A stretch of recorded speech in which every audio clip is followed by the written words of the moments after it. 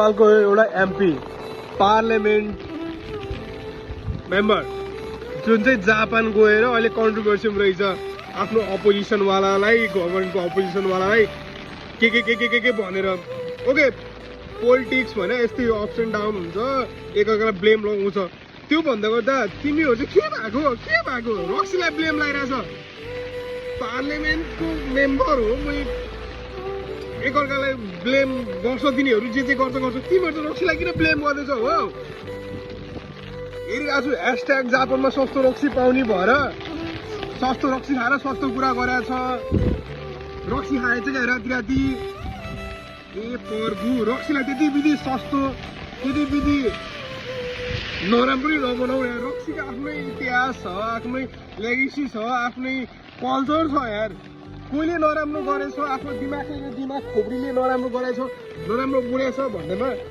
रक्सीलाई दोष त दिनु मिलेन नि सम काइन्ड अफ लाइक रक्सी खाएर बोलायो राति यो गर्यो त्यो गर्यो घन्टा गर्यो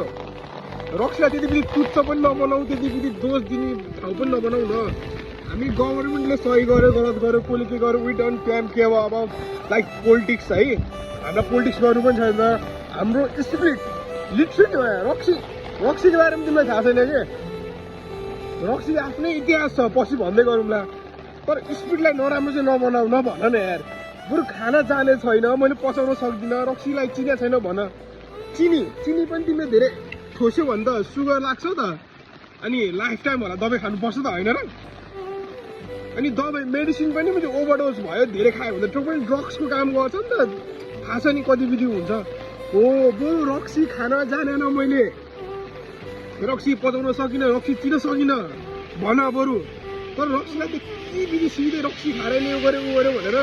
कसैको दोष ढाक्ने कसैलाई दोष दिने त्यति विधि नराम्रो पनि नबनाइदियो नि रक्सी आफ्नो छुट्टै इतिहास छ रक्सीको छुट्टै पहिचान छ त्यसलाई कसैसँग दाँजेर रक्सी नराम्रो रक्सी खाएले यस्तो बोल्यो उस्तो बोल्यो भनेर रन्डे आइमे नबनाइदियो है रक्सीलाई रक्सीको आफ्नो लेगेसी छ होइन खाना जानिनँ मैले रक्सी खाँदिनँ भन्दैमा रक्सीलाई नै ब्लेम चाहिँ नलाऊ है हामीलाई मतलब छैन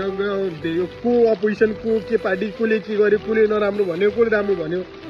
तर रक्सीलाई ब्लेम चाहिँ नगरिदियो प्लिज है स्पिरिट सोसाइटी सधैँ स्पिरिट राम्रो मान्छ राम्रो छ